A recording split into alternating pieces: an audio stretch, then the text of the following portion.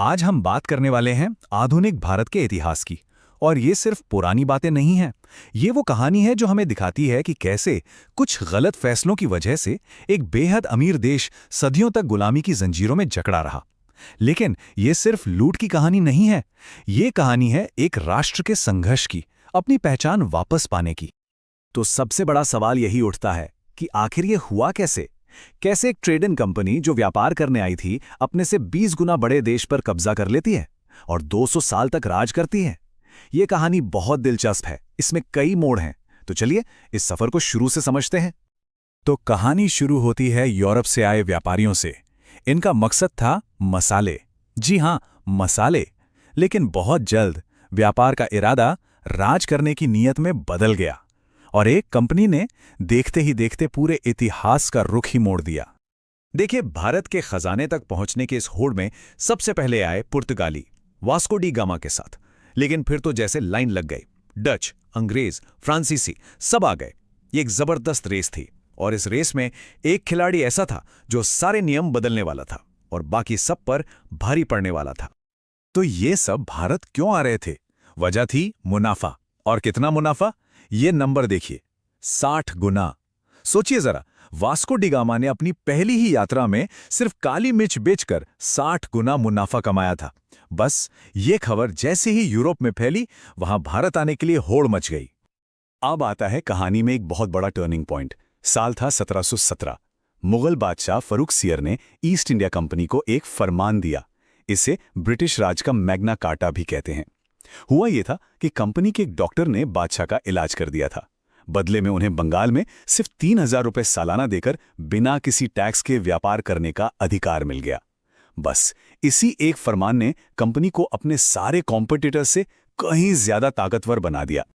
और अब आर्थिक ताकत को राजनैतिक ताकत में बदलने का वक्त आ गया था। 1757 प्लासी का युद्ध। कहने को तो ये एक युद्ध था, पर असल में ये एक बहुत बड़ी साजिश थी जिसका मास्टरमाइंड था रॉबर्ट क्लाइव। इस एक धोखे ने एक ट्रेडिंग कंपनी को रातों रात बंगाल का शासक बना दिया और यहीं से शुरू हुआ भारत की दौलत को लूटने का वो सिलसिला जो फिर कभी नहीं थमा। प्लासी की साजिश को पूरे 100 साल बीत चुके थे और इन 100 सालों में अंग्रेजों के जुल्म और लूट ने लोगों के दिलों में गुस्से की आग भर दी थी। आखिरकार 1857 में ये गुस्सा एक ज्वालामुखी की तरह फटा। इसे कहते हैं 1857 का महाविद्रोह, जिसकी लपटों ने पूरे उत्तर भारत को अपनी आग में ले लिया।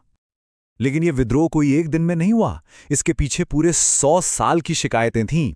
आर्थिक शोषण तो था ही, किसानों की जमीनें छीनी जा रही थीं, धर्म और रीति रिवाजों में दखल दिया जा रहा था। डॉक्ट्रिन ऑफ लैप्स जैसी नीतियों के जरिए सतारा, झांसी, नागपुर जैसे राज्यों को हड़प लिया गया। हद तो तब हो गई जब अंग्रेजों के वफादार राज्य अवध को भी कुशासन का बहाना बनाकर कब्जे में ले लिया।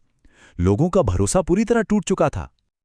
तो बारूद तो तैयार था, बस एक चिंगारी की जरूरत थी। और वो चिंगारी बने चर्बी वाले कारतूस। नई एनफील्ड राइफल के लिए जो कारतूस आए, अफवाह फैली कि उन पर गाय और सूअर की चर्बी लगी है और इन्हें चलाने के लिए मुंह से काटना पड़ता था। ये हिंदू और मुसलमान दोनों ही सैनिकों के धर्म पर सीधा हमला था। और बस 10 मई 1857 को मेरठ में ये चिंगारी आग बन गई। वहां के सिपाहियों ने बगावत कर दी और दिल्ली चलो का नारा लगाते हुए दिल्ली पहुंच गए। वहां पहुंचकर उन्होंने 82 साल के बुजुर्ग मुगल बादशाह बहादुर शाह जफर को अपना नेता घोषित कर दिया। बेचारे जफर शायद खुद भी इसके लिए तैयार नहीं थे, लेकिन वो बगावत का एक चेहरा बन गए। देखते ही देखते ये आग कानपुर, लखनऊ, झांसी हर जगह फैल गई। लेकिन ये विद्रोह जितना जोरदार था, उतनी ही बेरहमी से उसे कुचल दिया गया। कोई एक मजबूत लीडरशिप नहीं थी, कोई साफ प्लान नहीं था। बहादुर शाह जफर को पकड़कर रंगून भेज दिया गया, जहां गुमनामी में उनकी मौत हो गई। उनकी कब्र पर लिखा ये शेर, कितना है बदनसीब जफर, दफन के लिए 2 गज जमीन भी ना मिली कुएं यार में, मानो उस पूरे दौर के दर्दनाक अंत की कहानी कहता है। विद्रोह भले ही नाकाम रहा, लेकिन इसका एक बहुत बड़ा नतीजा निकला। ईस्ट इंडिया कंपनी का राज खत्म हो गया। लंदन में बैठी ब्रिटिश सरकार को समझ आ गया कि अब एक कंपनी के भरोसे भारत को नहीं छोड़ा जा सकता, तो भारत पर अब सीधा ब्रिटिश क्राउन का शासन शुरू हुआ। कंपनी की जगह अब महारानी विक्टोरिया भारत की साम्राज्ञी बन गई, यानी अब भारत ऑफिशियली एक ब्रिटिश कॉलोनी था। 1857 की क्रांति ने भले ही आज़ादी न दिलाई हो, लेकिन इसने सोए हुए देश को जगा दिया। एक नई सोच, एक नई चेतना पैदा हुई। अब लड़ाई सिर्फ अंग्रेजों से नहीं थी, बल्कि अपने समाज की बुराइयों से भी थी। और यहीं से शुरू हुआ भारत के नव जागरण का दौर। और इस नई सोच को आगे बढ़ाया हमारे समाज सुधारकों ने।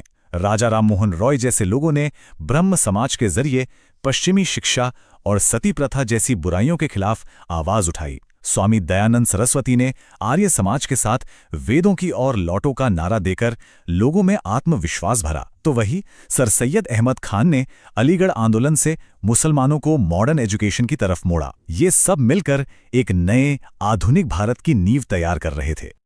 तो अब समाज में एक नई जागृति आ चुकी थी, एक राष्ट्रीय चेतना पैदा हो रही थी। लेकिन इस चेतना को, इन आवाजों को एक साथ लाने के लिए एक मंच चाहिए था। और इसी जरूरत से जन्म हुआ इंडियन नेशनल कांग्रेस का, एक ऐसा प्लेटफॉर्म जो आगे चलकर पूरे देश की आज़ादी की लड़ाई का चेहरा बनने वाला था। अब हम आ गए हैं 20वीं सदी में, और कहानी में एंट्री होती है एक ऐसे शख्स की जो आज़ादी की लड़ाई का पूरा तरीका ही बदलने वाला था, महात्मा गांधी। उनके भारत आने के बाद ये लड़ाई सिर्फ पढ़े लिखे लोगों तक सीमित नहीं रही, ये बन गई एक जन आंदोलन जिसमें देश का हर आम इंसान शामिल था। गांधी जी ने भारत आते ही अपने सबसे ताकतवर हथियार सत्याग्रह का इस्तेमाल शुरू किया। सबसे पहले 1917 में चंपारण के नील किसानों के लिए आवाज उठाई, फिर 1918 में खेड़ा के उन किसानों के लिए लड़े जिनकी फसल बर्बाद हो गई थी, और फिर अहमदाबाद में मिल मजदूरों के हक के लिए हड़ताल की। ये छोटी छोटी लड़ाइयां थीं, लेकिन इनकी जीत ने पूरे देश को दिखा दिया कि बिना हिंसा के भी हक की लड़ाई जीती जा सकती है। और यहीं से गांधी जी जनता के नेता बन गए। वक्त तेजी से आगे बढ़ा। साल आया 1942। दूसरा विश्व युद्ध चल रहा था और अंग्रेजों को भारतीयों के साथ की जरूरत थी। उन्होंने क्रिप्स मिशन भेजा, जिसने वादा किया कि युद्ध के बाद भारत को डोमिनियन स्टेटस दे देंगे। लेकिन अब देश का सब्र जवाब दे चुका था। गांधी जी ने इस ऑफर को यह कहकर ठुकरा दिया कि यह तो एक डूबते हुए बैंक का पोस्ट डेटेड चेक है। मतलब साफ था, अब आधे अधूरे वादे नहीं, पूरी आजादी चाहिए। और इसी के बाद आया वो ऐतिहासिक पल। 1942 में गांधी जी ने भारत छोड़ो आंदोलन का ऐलान किया और देश को एक मंत्र दिया, करो या मरो। यह अब तक की सबसे सीधी और सबसे बड़ी चुनौती थी। इसका मतलब था कि अब या तो आजादी लेंगे या इस कोशिश में अपनी जान दे देंगे। अब कोई बातचीत नहीं, सिर्फ अंतिम संघर्ष। लड़ाई अपने अंतिम दौर में पहुंच चुकी थी। आजादी की सुबह सामने दिख रही थी, लेकिन उस सुबह के साथ एक बहुत ही गहरी और काली रात भी आ रही थी। एक तरफ थी आजादी की खुशी और दूसरी तरफ देश के बंटवारे का दर्दनाक सच। इसी दौरान एक अलग मुस्लिम देश पाकिस्तान की मांग बहुत तेजी से बढ़ी। मोहम्मद अली जिन्ना और मुस्लिम लीग का मानना था कि हिंदू और मुसलमान दो अलग अलग राष्ट्र हैं और साथ नहीं रह सकते। ये टू नेशन थ्योरी आज़ादी की लड़ाई का सबसे मुश्किल और दुखद पहलू बन गई। दूसरे विश्व युद्ध के बाद चीजें बहुत तेजी से बदलीं। 1945 में वेविल प्लान फेल हो गया। फिर 1946 में रॉयल इंडियन नेवी के विद्रोह ने अंग्रेजों को हिलाकर रख दिया। उन्हें समझ आ गया कि अब वो सेना के भरोसे भी नहीं रह सकते। फरवरी 1947 में ब्रिटिश प्रधानमंत्री एटली ने ऐलान कर दिया कि वो जून 1948 तक भारत छोड़ देंगे।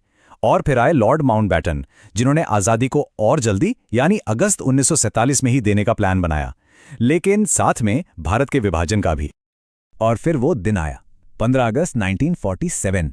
भारत आज़ाद था, लेकिन ये आज़ादी अपने साथ बंटवारे का एक ऐसा जख्म लेकर आई जो आज तक नहीं भरा है। लाखों लोग मारे गए, करोड़ों बेघर हुए। तो सवाल आज भी वही है, आज़ादी तो मिली, पर उसकी कीमत क्या थी? और संघर्ष और सृजन की ये 200 साल की कहानी आज के भारत, पाकिस्तान और बांग्लादेश को किस तरह से प्रभावित कर रही है, ये एक ऐसा सवाल है जिसका जवाब हम सबको मिलकर सोचना होगा।